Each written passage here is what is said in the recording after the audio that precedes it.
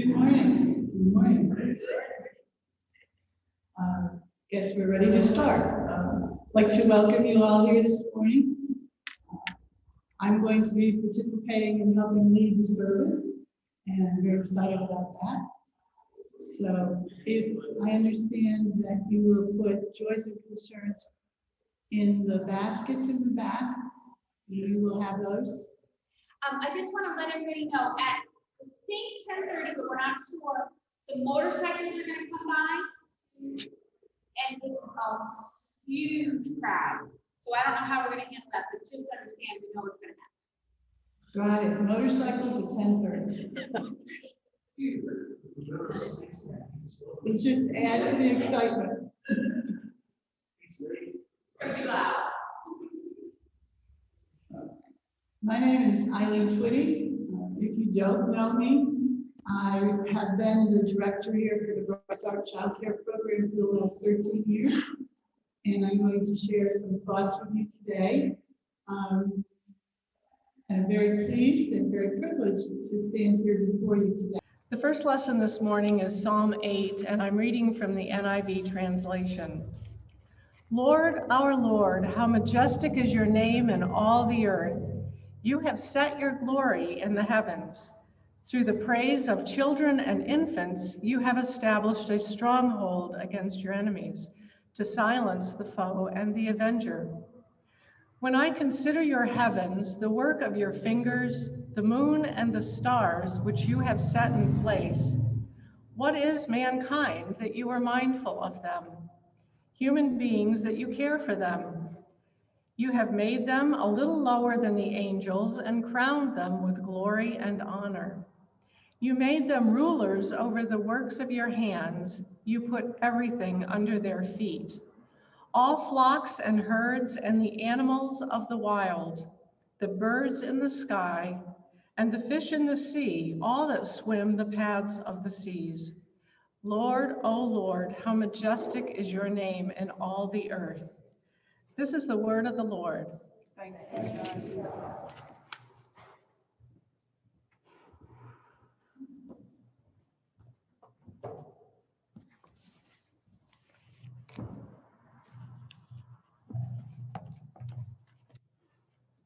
The second scripture reading this morning is taken from the book of Luke, chapter 10, verses 1 through 11, and I am reading from the Message.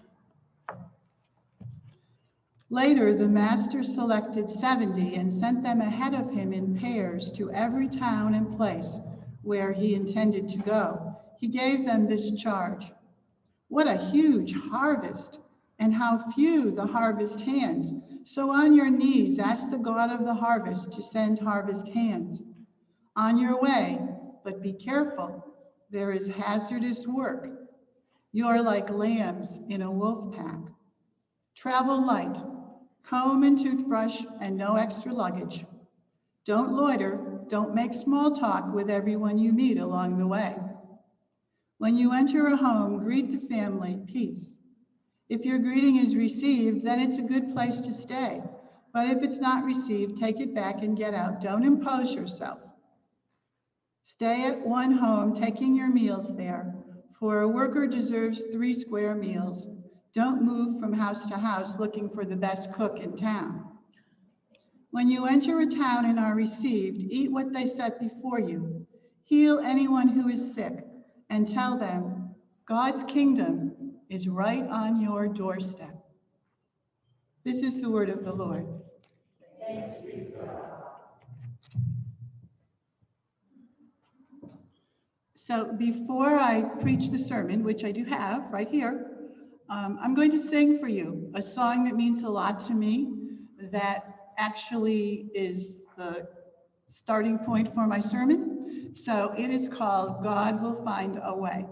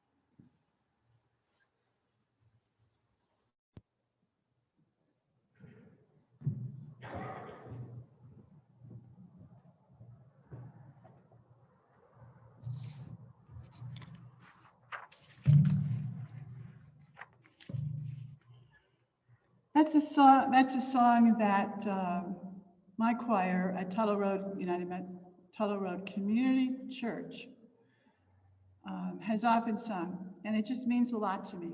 God will make a way. That's what I entitled the sermon this morning, and that's what I'm looking for. I'm looking for God to make a way. I introduced myself at the beginning. If you weren't here, I'm Eileen Twitty. I've been the director of the Bright Star Childcare for 13 years. I started on March 1st, 2008. Seems like a long, long time ago. I recently at that point had moved to Maine from New York State, where I had been part of a Head Start program for 21 years. I was the first full-time director for Bright Start, and I was very excited to be part of this program. I am still excited to be part of this program. Over those 13 years, there were many challenges, some disappointments, some successes, and many, many children who made their way down the hall and into the classrooms. Fast forward, March 2020. We had an enrollment of 28 children, 5 full-time staff, plus myself. We were operating from 6:30 a.m. to 5:30 p.m., Monday through Friday, year-round. I felt it was a good program. We were reaching many children and families. We were providing sound developmental curriculum for those children. Well, beginning in January 2020, as I'm sure you all know, we began hearing about a virus which was threatening to spread throughout our country and throughout the world. It was frightening, it was worrisome, and nobody really knew what to do. We began requesting that all the children wash their hands as soon as they entered the building. We began watching children carefully for fever, but in late February, the news got worse and worse. And we began to think about a possible break to stop the spread of the disease. The schools began to talk about closure, and we anticipated following suit. As the school systems did close, we too decided to temporarily close on March 13th, 2020. The following Monday, all the staff came to work and we thoroughly cleaned everything. Then they too were told to stay at home. At first, we thought it would just be a few weeks that we would need to be closed. We bought a touchless thermometer, we bought face masks, we bought disinfecting wipes, we bought face shields, we bought paper towels, and we got toilet paper whenever we could find some. We thought we could wait it out and maybe still finish the school year. But you know how this story ends. It did not go away. We were not able to return that school year. You know, the classrooms, they reminded me of Sleeping Beauty. You know the story of Sleeping Beauty? There's a good fairy and a bad fairy, and the bad fairy wants to kill Sleeping Beauty, but the good fairy says, I will turn that spell around, and instead of killing her, everybody will just go to sleep. And in the movie or the cartoon, the castle is still absolutely silent, and everything in it is frozen. Everything in it stops, and everyone goes to sleep. And that's what it reminded me of. It was as if Bright Start was frozen in time, March 13th, 2020. It really is, to a great extent. There's still a snowman up in the blue room on the wall, waiting for the next snowstorm, I guess. The cots are still stacked very carefully in the red room, waiting for maybe some children to come back. The toys are still on the shelves in the green room, but there are no children. There is no movement. It is as if the center went to sleep and stopped on March 13th, 2020. We were in the middle of preparations for the end of the year program. You may know we always had a big end of the year in here in the sanctuary. We'd have 100, 150 people. They would do the song and dance. We would hand out the portfolios. It was quite an affair. So Eve Schock, the head teacher, and myself continued to come into work to finish the body tracings. And I'm sure most of you have seen those wonderful body tracings. There's still 2 in the attic, I do believe, of 2 very special people that are reserved should they be needed in the future. So we finished the body tracings, we finished the portfolios, and we organized a parade to deliver all those things. So some board members and all the staff came, we took all those things, we delivered them to every child's house. We learned where everybody lived, which was pretty interesting, and we delivered all those things. We thought we might be able to reopen in the fall, and I drew up a plan, I wrote some protocols, but the pandemic went on, and the church remained closed, and Bright Start remained closed. As cases worsened and the numbers rose during the winter, no one even suspected that we would be able to open. I had to tell our licensing rep at the state that we were temporarily closed, and she has labeled our file as such for right now. I have to admit, in January and February 2021, I was feeling pretty discouraged. The board of directors met in March, but agreed there was no way we could plan to reopen for summer, and we didn't schedule any more board meetings. I began to think that the end of Bright Start was here. After 20 years, this program has been in this building for 20 years. After 20 years of service to the children and families of this community and surrounding communities, we had come to the end of the line.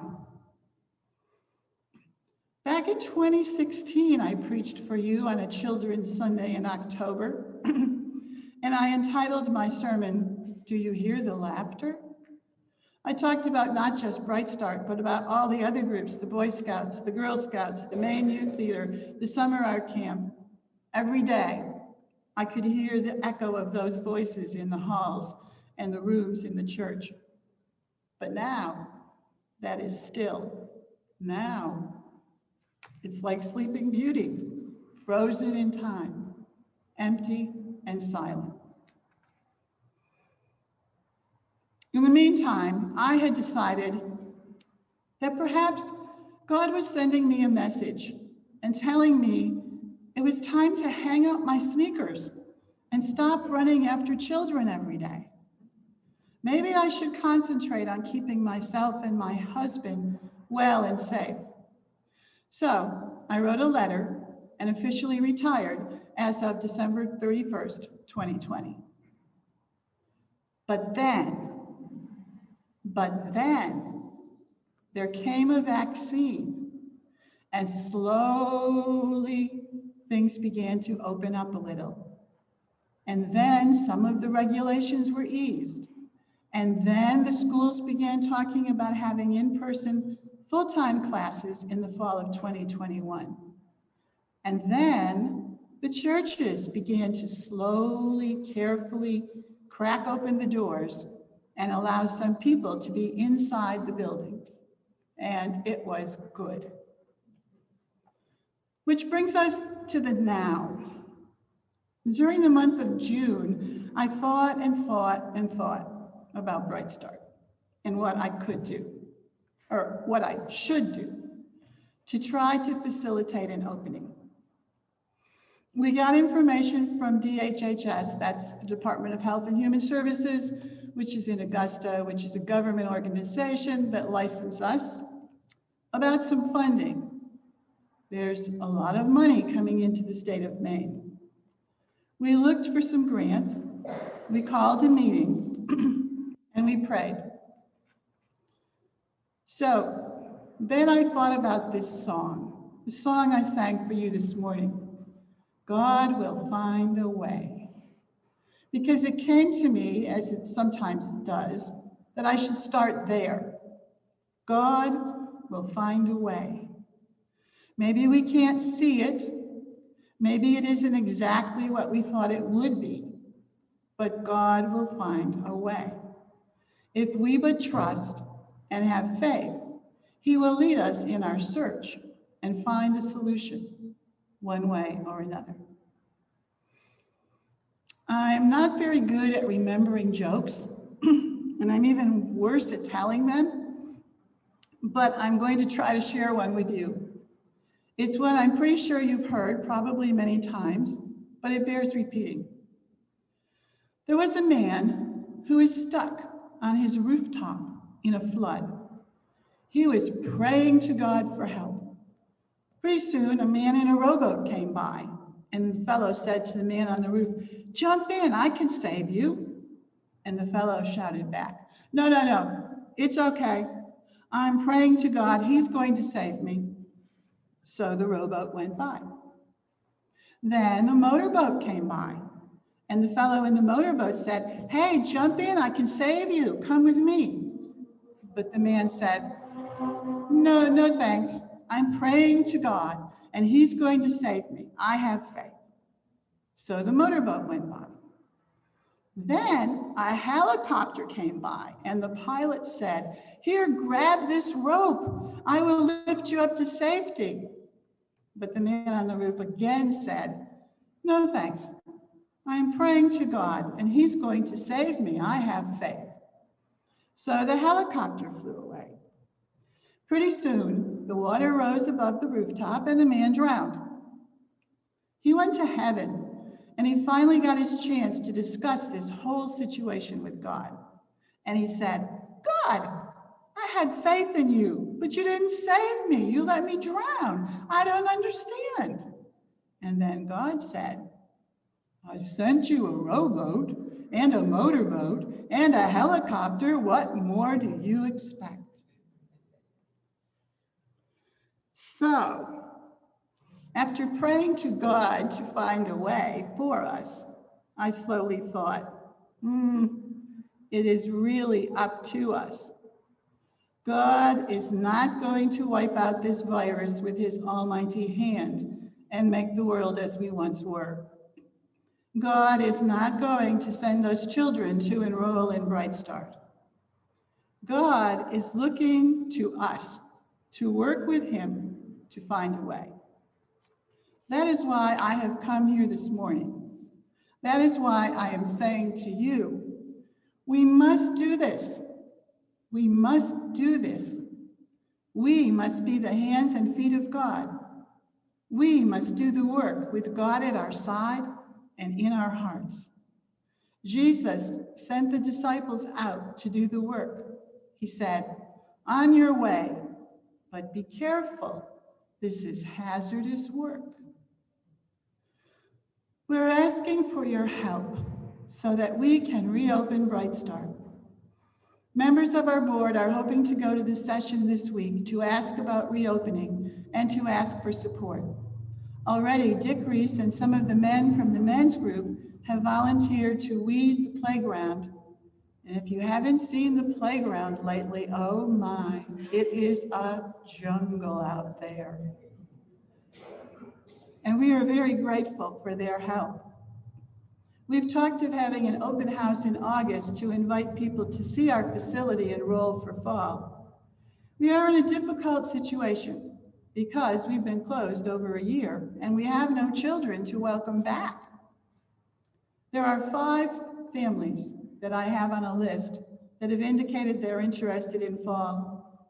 I have proposed that I could come back part-time to get things going, mainly because the license, the bank account, and all the contracts are in my name.